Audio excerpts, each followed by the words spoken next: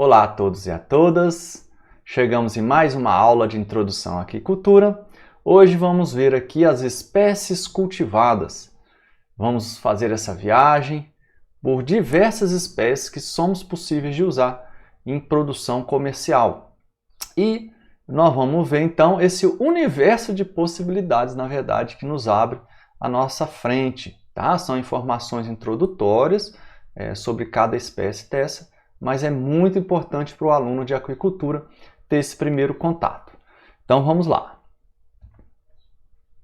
Então, começando aqui, o que nós vamos estudar hoje? Nós vamos ver a importância de fazer esse estudo das espécies, não é? O critério que a gente deve usar na escolha de espécies, critérios gerais assim, e depois entrar nas espécies em si, para que a gente possa ter essa possibilidade toda de escolha, né, e de encaminhamento para futuros empreendimentos, né, e tudo mais, tá certo? Muito bem. Então, começando aqui, né, coloquei até aqui, estou pensativo, né? Qual que é a importância da gente escolher espécie? Eu não posso chegar, eu gosto mais dessa aqui. Essa espécie aqui eu gosto, sempre gostei de pescar, né? Eu costumo falar assim. Quando eu era pequenininho eu pescava muito traíra. Tá? Adoro pescar traíra nos rios e tal. Aí eu quero ser um criador de traíra agora. Será que basta você pescar traíra, gostar da traíra e agora você vai se tornar um aquicultor produtor de traíra? Será que é só isso? Então aí é que tá, né?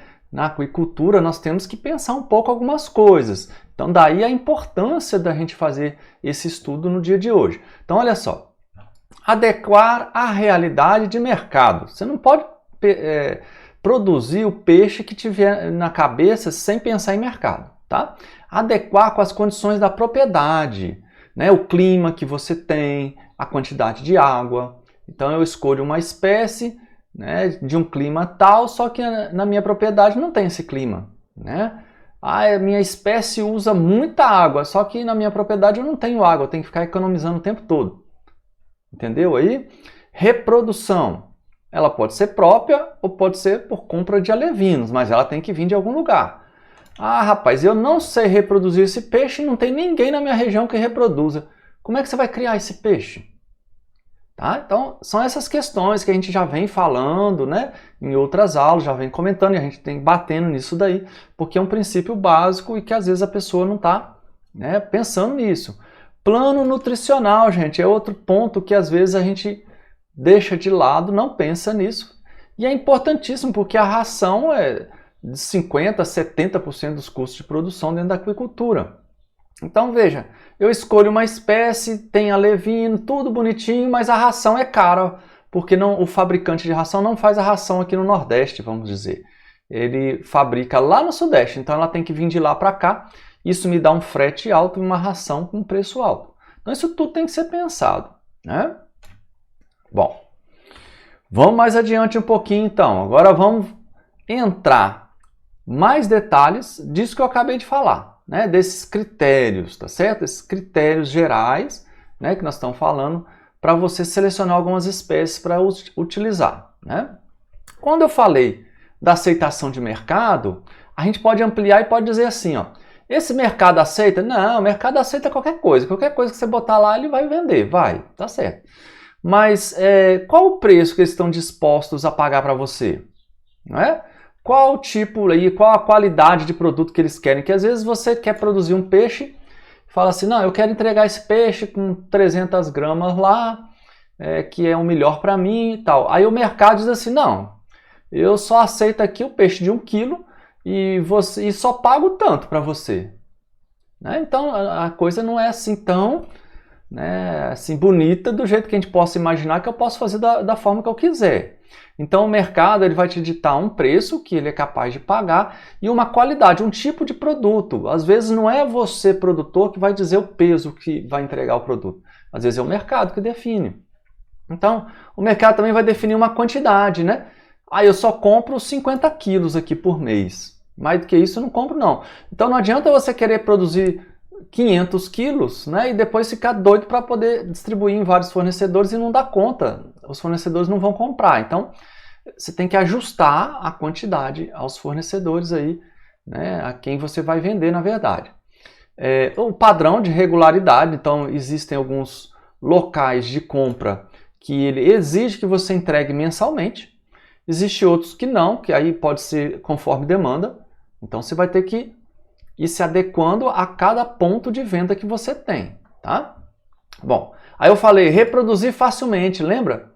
Então, uma espécie, gente, quando você escolhe essa espécie, ou você domina a reprodução dela para você mesmo fazer, você vai fazer a reprodução natural dessa espécie na sua propriedade, vai ser parte do seu negócio, ou então você vai ter que comprar os alevinos e, né, assim, na produção, na verdade, quando você vai reproduzir, você pode reproduzir natural ou artificialmente, né? Lógico, natural, você coloca lá nos tanques e você vai coletar, então, os alevinos depois. Artificialmente você vai ter que induzir primeiro, né? Você vai ter que aplicar o hormônio, fazer a indução e muitas vezes a extração dos óvulos também você que vai fazer, tá? Então, essa reprodução, ou você domina uma dessas duas técnicas, ou você vai ter que ter fornecedor de alevino por perto, né?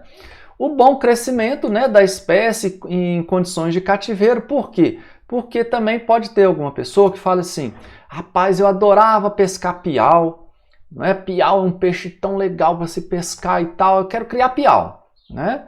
Então, dá para criar? Até dá. Agora, ele não tem a mesma facilidade que outras espécies têm para criação em cativeiro, tá?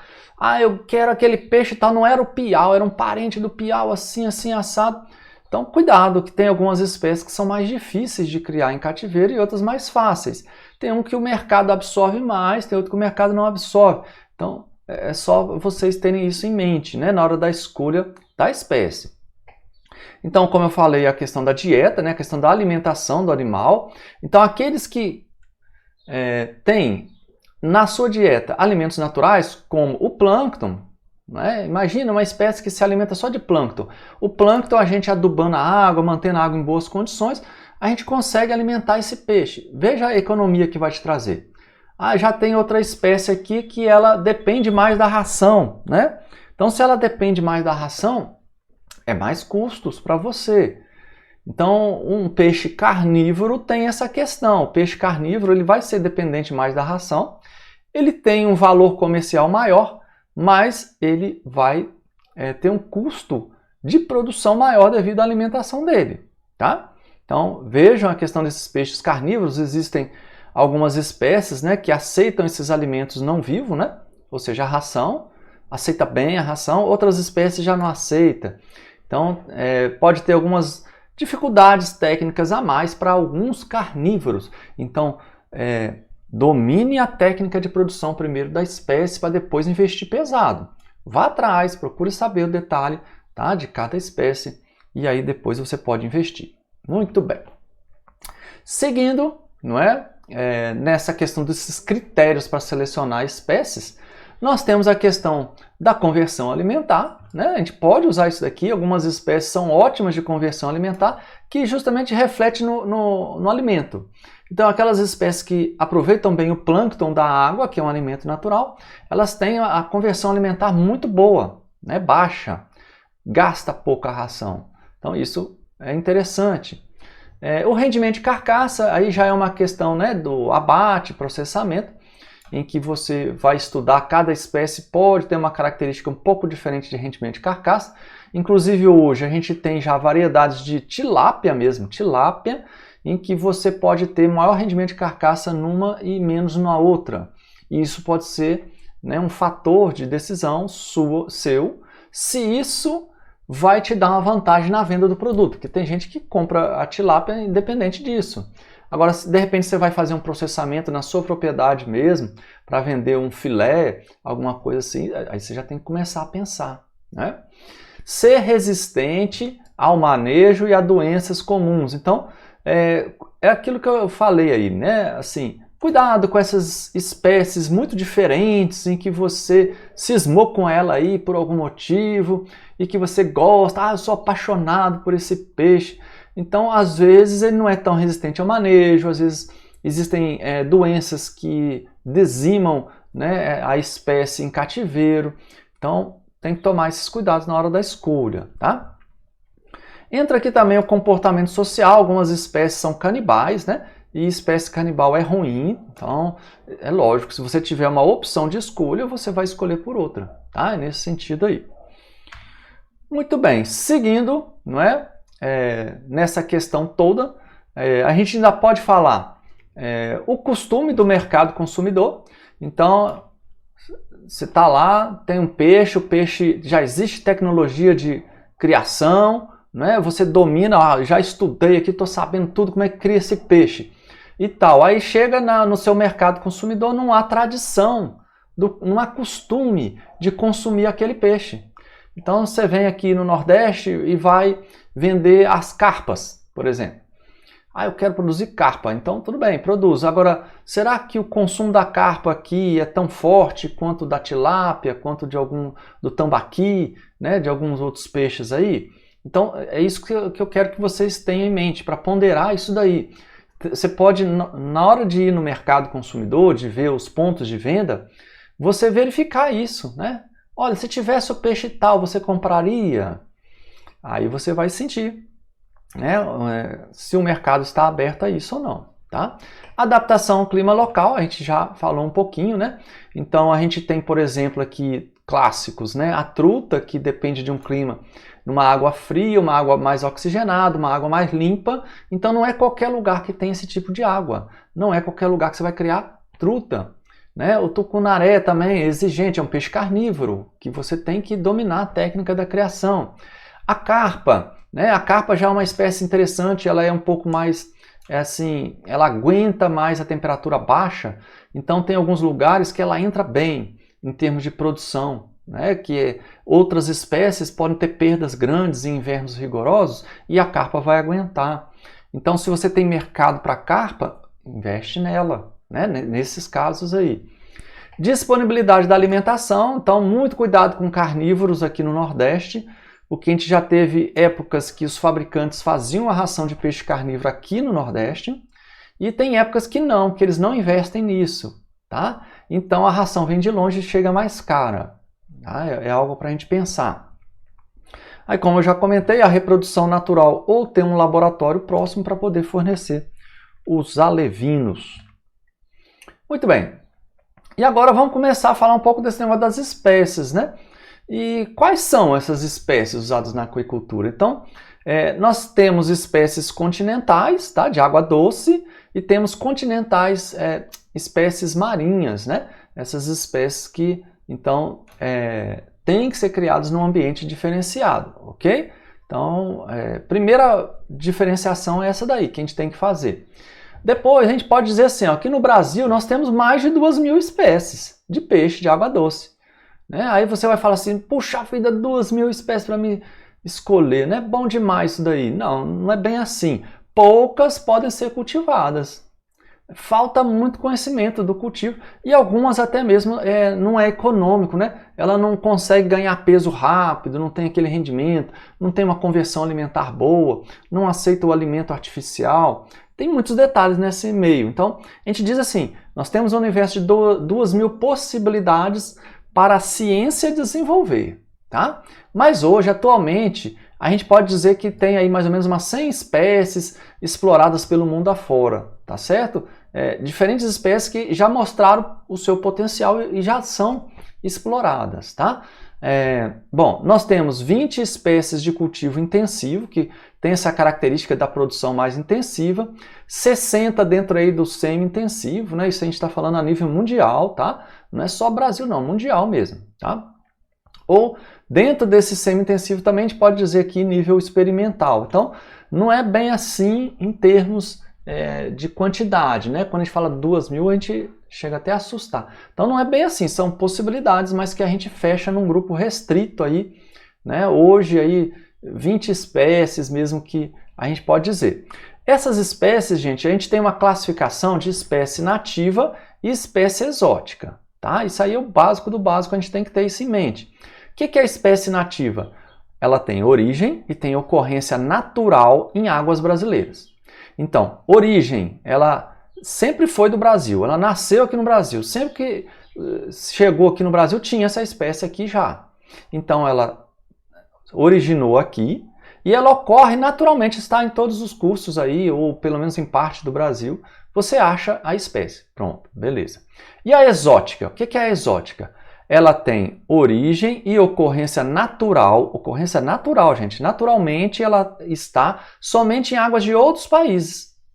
Queira tenha sido ou não introduzida em águas brasileiras. Então ela pode existir na água brasileira? Pode, mas ela foi introduzida. Alguém trouxe ela desse outro país, na criação soltou ela no meio ambiente, alguma coisa assim.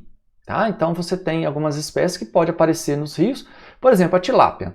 A tilápia ela aparece em vários lugares aí do Brasil já. Mas ela é nativa do Brasil? Não, ela é nativa de outro local. Tá? Então é isso que está querendo dizer aí. A diferença, né? Uma coisa é ser nativo e outra coisa é ser exótico. Né, introduzido, trazido, tá, para o seu país. Ok, agora rapidamente eu vou falar de algumas espécies, mais na brincadeira mesmo, vamos dizer, só para vocês irem lembrando assim, já ouvi falar desse nome, olha, isso aí realmente já existe. Aí outra você vai falar assim, rapaz, nunca ouvi falar desse bicho aí. Então é mais nessa curiosidade. Não quero que vocês fiquem decorando o nome científico e nem o nome do peixe propriamente dito, tá? É mais curiosidade aqui. Então a gente tem o bagre, né? Dentro do bagre a gente tem uma espécie que a gente chama bagre africano, não sei se vocês já ouviram falar. Tem o bagre americano, tem o catfish, que é o bagre de canal, né? Tem o camarão, aí nós temos o camarão marinho, tem o camarão branco, né? Tem o vanamei, nós temos também o nosso gigante da Malásia, né? A carpa, tem a carpa comum, mas tem vários tipos de carpa. Aliás, a gente vai falar hoje, né? Desses vários tipos. Tem o cascudo, né? Tem o curimatã. Curimatã ela tem vários nomes, né? Corimba, tá? Corimbatá, né? Papa-terra, tá certo? Tudo mesmo peixe. Tem o jundiá, né? É um tipo de bagre, né? Também muito utilizado já na criação no Brasil, tá? Já tem criadores. A matrinchã, né? O mexilhão, sururu, a ostra, né? Que a gente tem mais de um tipo de ostra também. Nós temos o pacu, temos o piau, né? E o piau tem vários tipos de piau, não é só um tipo não. Então, são peixes aí, espécies, né? Tem moluscos também aí que eu falei, né? Que estão nesse meio, tá? O pirarucu, né? A pirapitinga, o piraputanga, o pintado, o tambacu, o tambaqui, né? O tambacu já é cruzamento. O tambatinga, né? Olha aí, os cruzamentos, né? A tilápia, a traíra, a truta, a vieira. Vieira já é molusco também, tá? Então, olha o universo de espécies aquáticas aí que nós temos. E agora vamos começar a falar um pouquinho. Lógico que eu não vou falar de todas, né? Vai ser impossível. E nem vou dar os detalhes de todas. Está até escrito aqui, vai ficar aí para vocês como curiosidade, mas eu não vou me atentar aos detalhes, porque nas disciplinas específicas do curso, vocês vão estudar esses detalhes, tá? Aqui é mais para a gente ter essa ideia geral. E eu coloquei aqui uma foto, né? Aquela coisa da foto de você identificar o nome com a foto do animal. Porque nós temos alunos que entram na aquicultura e que não tiveram essa oportunidade ainda, não tem esse contato, não tem vivência. Então é o momento da gente ficar fazendo essa identificação. E nós temos alunos, né, que estão dentro dessa disciplina, né, de organismos aquáticos e não tiveram, e já tem esse contato, né, e já tem esse conhecimento do passado, já está na área. Né? Então, nesse momento, é lógico que a pessoa vai falar assim, não, já conheço isso tudo. Mas tudo bem, é importante a gente fazer essa identificação, tá, gente? Então, olha só. Nativo, a gente vai falar sempre se é nativo ou se é exótico, então a gente vai começar aqui com os nativos, todos esses primeiros são os nativos aqui do Brasil. O tambaqui, vamos dizer que é o nosso carro-chefe do Brasil, tá bom? Então, ele tem a sua origem na bacia do rio Amazonas, ele é mais do norte, tá? Uma temperatura mais alta, então, e ele tem alta mortalidade a 15 graus, então cuidado, restrição com temperaturas, né, assim... o cultivo é mais adequado no norte e nordeste. Pode ter cultivo lá no sul e sudeste? Já tem, gente, já tem cultivo lá. Inclusive eles costumam usar os cruzamentos do tambaqui com pacu, né? A gente vai falar do pacu na sequência, para poder fugir um pouquinho desse problema da temperatura, ok? Bom, ele é muito capaz de filtrar o fito e o zooplâncton, tá? Então, um animal interessante aí de aproveitamento de alimento natural. Vai atingir um peso bem interessante, tem uma aceitação de mercado, tá? Vai usar uma ração boa aí com baixa proteína, então uma ração que não é tão cara assim. Essa questão de ração, conversão e tudo mais, gente, a cada ano que passa pode haver modificações. O Brasil vem investindo pesado em tecnologia, a Embrapa mesmo, né, faz muita coisa pelos criadores. Então isso pode mudar um pouquinho, pode ter um dado que eu estou apresentando aqui para vocês, por isso que eu não vou chamar atenção, certo? Então tá aqui a aparência desse peixe, é um peixe grande, bonito, né? E que tem boa aceitação. Nós chegamos aqui no nosso pacu. O pacu, vamos dizer que é muito parecido com o tambaqui, só que o pacu é lá da bacia do rio Paraná e Paraguai, lá no sul, tá, gente?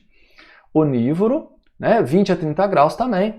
E ele resiste um pouco mais às temperaturas menores. Então, por isso que, como ele é lá do sul, ele é um pouco mais rústico, um pouco mais resistente, né?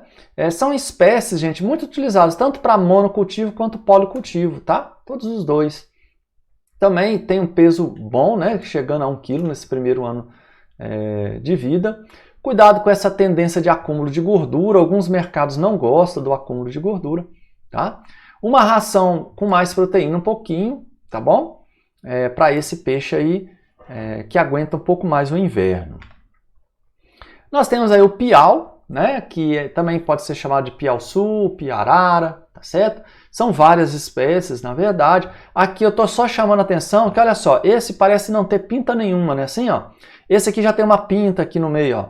Esse aqui já tem 2 pintas, tá vendo? 2 não, 3, né? Tem uma aqui no finalzinho. Então, cada espécie dessa aí pode ter um nome diferente e ocorrer no local diferente, tá? São animais onívoros, mas que aceitam bem essa alimentação herbívoro, né? Algas filamentosas, raízes, folhas, frutos. Então, isso daí é interessante, né? Insetos, tá certo? Aceita ração também, tá? Pode ser usado tanto no monocultivo quanto no policultivo, tá? A questão da desova, tem que dominar a desova. É uma espécie um pouco menos pesquisada, um pouco menos usada. Então, por isso que eu falo para vocês, cuidado com algumas espécies que, a princípio, pode parecer muito legal, gostei do peixe, mas... né? Tem que tomar cuidado com isso daí. Então, muitos são usados para finalidade esportiva, em pesca e pagues, né? Para você fazer o esquema pesca e pague, e aí tem a modalidade de pesca esportiva. Então, às vezes, algumas espécies chamam atenção para isso. O curimatã, ou curimba, né? Então, é essa espécie de fundo, né? Então, se alimenta da matéria orgânica lá no fundo, tá certo? Em lama, né? Do reservatório onde você vai colocar esse animal. Muito utilizado em policultivo, tá? Para poder realmente reutilizar os restos de ração de outros animais, tá certo? Então, ele tem um valor comercial um pouco mais baixo que outras espécies, mas existe comércio para ele. São espécies, às vezes, que ficam bem grandes, né? Tem alguns exemplares bem grandes em tamanho, né? Então ele tem essa boca protrátil, né, que dá para ele essa capacidade, tá vendo aqui essa foto? Ó? O animal pegando lá no fundo, remexendo o fundo do tanque. Então isso daí é interessante, né? Ele faz uma limpeza, vamos dizer assim, de tanque para a gente mantendo a boa qualidade do ambiente, tá? Bom, aí eu falei da questão do tamanho, né? Pode chegar até 80 centímetros, né? Olha só. 1 quilo, né? Dentro desse ano de cultivo aí. Na natureza existem espécies coletadas aí com 12 quilos e tudo mais. Né? Muito bem, a matrichã, piraputanga, né? Dependendo do local vai ter um nome diferente. Esse peixe aqui é um peixe bonito, um peixe esportivo também. Quando mostra aquelas imagens lá de Bonito, né? Venha visitar Bonito, lá acho que é no Mato Grosso, né? Assim? Então tem aquelas imagens desse peixe debaixo d'água, colorido e tal, bonito. Então é ele, né? É esse peixe aí. Então ele pode chegar a 80 centímetros, 5 quilos, né? Olha aí. Também é uma espécie onívora, tá? Então a bacia amazônica, São Francisco, Paraíba, esse peixe se distribui bastante aí no Brasil, ok? Pode alcançar 50 centímetros com 2,5 kg. Aqui já é mais, assim, vamos dizer, em cativeiro, né? porque na natureza ele pode ficar maior, tá? Muito bem. Vamos lá, então o nosso pintado ou surubim, tá? É outra espécie aí utilizado. O pintado, né, gente, refere-se a um grupo de peixes que pode ser, ó, pintado, jundiara, cachapira, a pintaxara. Isso tudo são nomes que você dá, às vezes regionalmente, ou às vezes até da fase do desenvolvimento do peixe. Quando ele é pequeno, ele dá um nome para ele. Quando ele está grandão, já dá outro nome, tá certo? Mas é tudo o mesmo grupo, vamos dizer que é um grupo aqui, tá? Então essas informações e tudo que a gente fala, vamos considerar que é o mesmo grupo de peixe, tá? Bom, então tá aqui o pintado, como o nome está dizendo, são pintinhas, olha lá. E o mesmo peixe aqui, ó, muito parecido, tá vendo? Só que aqui a gente chama de surubim, porque ele tem listas, olha aqui essas listas, né? Enquanto que aqui são só pintinhas, aqui são listas. Então, a diferença entre o pintado e o surubim é basicamente essa daí, tá certo? Bom, agora vamos falar aqui de espécies em geral, que eu não vou dar muito detalhe, porque é o que eu digo, gente, é tanta espécie que se eu for falar de todas com detalhes, a gente vai ficar 2 horas aqui, né? Então eu sei que esses vídeos às vezes são cansativos, então a gente precisa acelerar um pouquinho. Então veja bem, nós temos o dourado, peixe carnívoro, dourado, muito esportivo para pesca, tá? Mas também tem boa aceitação em alguns mercados aí. Nós temos o trairão, né? Sim, existe a traíra que a gente pesca, que a gente vê nos rios e tal. Mas existe o trairão do Amazonas, que é uma espécie que cresce mais, o trairão do Amazonas. Então, na hora de você criar, você vai utilizar o trairão do Amazonas, tá? Para te dar maior possibilidade de retirada de filé, retirada do osso, né? Porque o trairão você consegue desossar, né? Tirar o espinho, né? Na verdade, tirar a espinha, tá? O nosso tucunaré, olha, o tucunaré é muito bonito, né? É muito comum aqui no Nordeste. É uma espécie que chega a ser usada até em aquário, tá? De tão bonito que ele é. O pirarucu, que cada vez mais existem produtores interessados nessa espécie, né? A tecnologia de criação dele vem desenvolvendo, né? O Nordeste está desenvolvendo. Aqui na Paraíba mesmo a gente tem alguns criadores. A universidade, a UFPB, tem pirarucu, tá? Já conseguiu inclusive reprodução do pirarucu em cativeiro aqui dentro do nosso campus. Bom, aí entramos agora nas espécies exóticas, gente. Então, agora, a partir de agora, vamos falar das espécies exóticas mais usadas na aquicultura. E vamos começar com a carpa. O primeiro tipo de carpa que nós vamos falar é a carpa comum. Agora, mesmo a carpa comum é um nome muito genérico, porque aí abraça várias espécies. Então, veja bem, quando a gente fala carpa comum, a gente pode estar falando aqui da variedade húngara, israelense, da carpa colorida, da carpa espelho, da carpa escama, da carpa de couro. Então, cada uma dessas aí, na verdade, é diferente uma da outra, né? São subespécies, tá certo? Então, ó, essa carpa húngara tem escama uniforme em todo o corpo. Olha aí, ó, é a carpa húngara. A carpa espelho, aí essas escamas já são fechadas, dá a impressão até que não tem escama, ela é diferente esse animal, tá?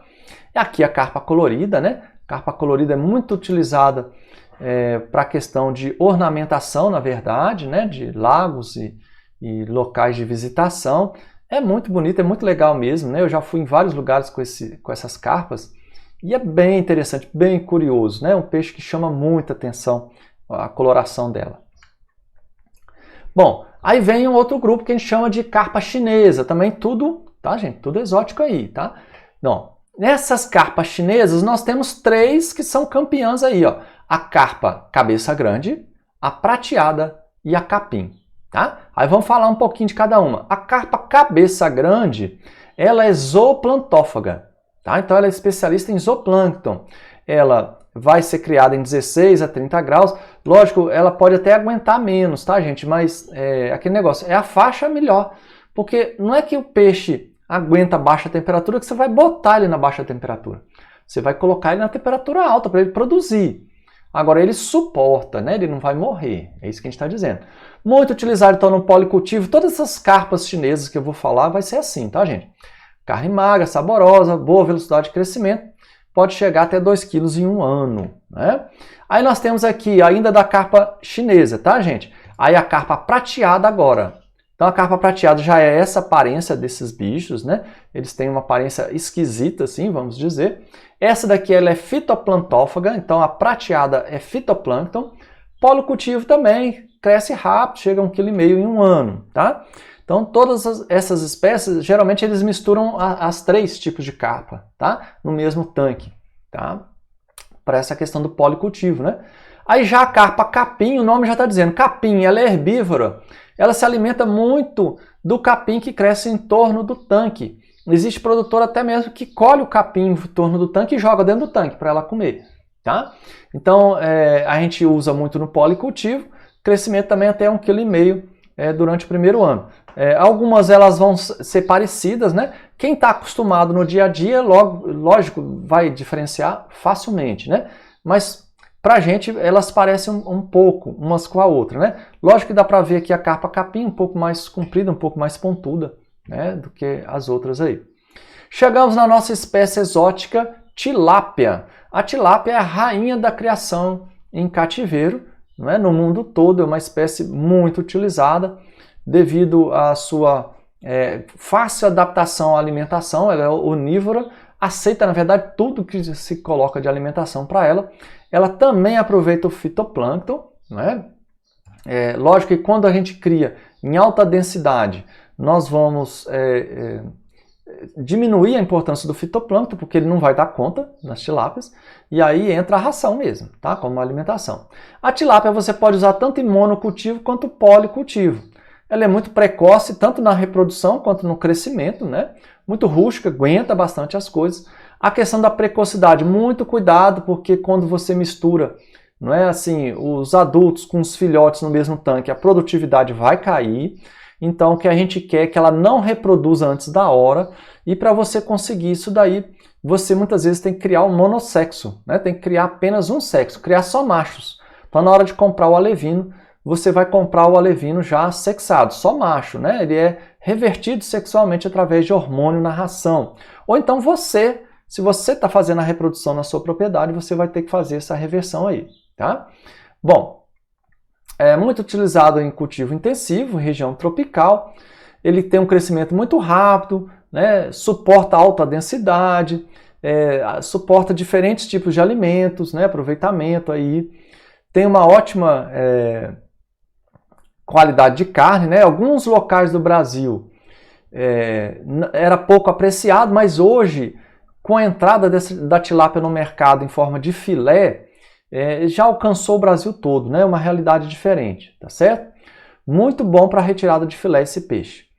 Pode atingir 400, 600 gramas em 6, 8 meses de cultivo, isso todo ano melhora um pouco, né? Saem novas espécies, né? Aí variedades que alguns institutos de pesquisa, a própria Embrapa, né? Lançam às vezes essas variedades aí que produzem mais, ok?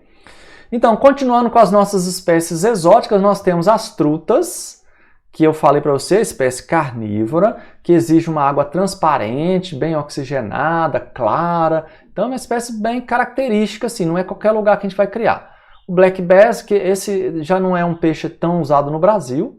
O bagre de canal também, né? Mais Estados Unidos, essas espécies aqui. O bagre africano chegou no Brasil, chegou se falando muito de bagre africano, mas assim, o sucesso dele foi abaixo do esperado, vamos dizer. Muito cuidado com o bagre africano, é uma espécie exótica, uma espécie capaz de sair do tanque, não sei se vocês sabem, né? Mas ele tem uma respiração pulmonar e que ele consegue, se o tanque as condições da água estiver ruim, ou a água começar a baixar, então esse peixe simplesmente sai da água, sai andando no meio do pasto que você tiver aí para procurar outro curso da água. E aí ele pode sair da sua água e ir para o rio, por exemplo, não é? Buscar o rio. Então cuidado, né, para você não espalhar uma espécie exótica, né, na criação desse bagre africano aí. Muito bem, nós temos aqui o salmão, também não é característico do Brasil, né? O salmão que tem uma fase na água do mar, na água salgada, então não é qualquer lugar que vai ter essa tecnologia. Aqui na América nós temos o Chile como principal, né, produtor aí do salmão, muito famoso, uma potência de indústria que o Chile tem dentro da produção de salmão. O Brasil ainda não foi para esses lados. O Brasil agora está ameaçando ir para o lado de quem? Do panga, né? O panga, que é uma espécie aí muito utilizada lá na Ásia, então entrou na China, Vietnã ali com uma produção imensa. É um peixe de ganho de peso, né? Fenomenal, e é um peixe que aguenta as condições mais do que a tilápia. Então baixa a oxigenação do tanque, esse bicho aguenta, cresce, se alimenta de tudo que tiver no tanque da mesma forma. Então ele tem um potencial bem interessante. Também é uma espécie exótica que está entrando no Brasil. Já existem algumas iniciativas de cultivo, inclusive aqui na Paraíba. Inclusive, nós temos informações já, né, de empresas investindo nesse peixe aqui para o nosso lado da Paraíba. Paraíba, Rio Grande do Norte aqui. Né? Então, nós temos a Guarabes, não sei se vocês conhecem a Guarabes, fabricante de ração aqui da região. E ela já há alguns anos, né, a gente teve contato com o pessoal da Guarabes, e eles falando que já estavam testando na fazenda deles, porque a Guarabes agora ela tem uma fazenda de produção de peixe só para fazer os testes. E eles estavam testando panga lá, a ração do panga lá, desenvolvendo essa ração do panga, porque eles estavam enxergando esse mercado como um grande mercado no Brasil. Tá? Então a gente tem essas iniciativas. Professor Gêniso do nosso centro, ele não é professor, não sei se ele vai ser professor de vocês em algum momento, mas é um professor que trabalha com essa área da piscicultura já há vários anos, com uma experiência enorme, e ele justamente teve uma experiência com o panga, tá? Em tanque-rede aqui na nossa região. Muito bem, passando adiante, gente, agora tentando acelerar um pouquinho mais para não ficar tão comprido, nós temos várias espécies marinhas, mas em termos de peixe, tá, gente? Mas para o Brasil não há tanta tradição. O Brasil não desenvolve, o Brasil desenvolve mais a pesca, tá? E não a criação. Mas tem tecnologia para isso? Tem, gente. Existe tecnologia para criar esses peixes marinhos, ok? Talvez no futuro a gente vai ouvir falar mais sobre esse assunto aí. Muito bem. E o nosso camarão? O nosso camarão é sensacional. O Brasil é muito bom de camarão. Nós vamos separar em dois grupos aqui. O camarão marinho, que é o Vanamei, né? O Litopneus Vanamei, que está aqui, tá? E nós temos o camarão de água doce, tá? O camarão de água doce, que é o Rosenberg. Então, é o camarão da Malásia. É esse que tem, né, essas estruturas compridas, azuladas, né? Que é bem interessante, bem legal, que forma as castas, né? São os machos, na verdade, que tem essas estruturas. Aqui embaixo dá para ver bem, né? Um macho dominante, aqui uma fêmea, né? E vocês vão estudar bastante isso daí na disciplina de vocês, eu não vou comentar muito. Vamos adiante agora com a questão das ostras, né? Então, o cultivo de moluscos no Brasil, apesar de não ser tão forte como alguns países da Europa, mas existe sim, tá? Existe produção, é feito então no mar, tá certo? É feito nesse ambiente de mangue, mar, não dá para se produzir em água doce, água interior, tá bom? Então nós temos a ostra do Pacífico e a ostra do mangue como grandes representantes. Como a gente vai fazer uma aula só sobre isso, eu vou deixar apenas essa informação. Nós temos, além da ostra, temos o mexilhão, que também são moluscos, né? Moluscos bivalves, então tá aqui, ó, o perna-perna, né? O marisco, o sururu também, ó, muito utilizado, né? Eu lembro até hoje, quando eu visitei Espírito Santo, em que eu comi lá o sururu, e é muito forte a produção. Eu fui lá, estive com o pessoal que presta assistência técnica nessa área, nesse estado, tá? Bom, as vieiras não é tanta tradição no Brasil, é mais Europa, tá? É outra possibilidade. E aqui agora chegamos nos nossos anfíbios, répteis e algas, já para a gente finalizar, tá? Que outras espécies a gente pode criar? Várias outras, gente. Eu não falei aqui de todas, como eu estou dizendo. Não é nosso objetivo fechar tudo, né? Apenas mostrar para vocês todo esse universo que nós temos dentro da aquicultura, um universo de possibilidades. Podemos criar anfíbios? Podemos. Está aqui a nossa rantouro, tá? Um macho e uma fêmea. Está aqui o ambiente de criação, não é? Que a gente tem, na verdade, mais de um tipo de ambiente de criação. E vocês poderão ter contato com isso em outras disciplinas, tá? Nós temos aqui os répteis, criação do jacaré, o Brasil também tem, tá? Criatório de jacaré, certificado, a criação de jacaré tem que ser certificada porque as espécies são nativas, né? Então essas espécies têm um controle rigoroso, então tem que tomar muito cuidado com isso daí. E nós vamos ter aula sobre isso também, tá? Nós temos aqui as algas, então nós temos a alga também no ambiente marinho, tá, gente? Então cuidado aí, a alga hoje é criada nesses ambientes marinhos e teremos também uma aula só para falar sobre isso com bastante informação para vocês. Pessoal, chegamos então no nosso final dessa aula. Espero que vocês tenham gostado desse assunto, dessas espécies cultivadas, essa identificação, né, de como escolher espécie e essa identificação visual, né, o que é cada espécie. Espero que tenham gostado. Aguardo vocês na próxima aula.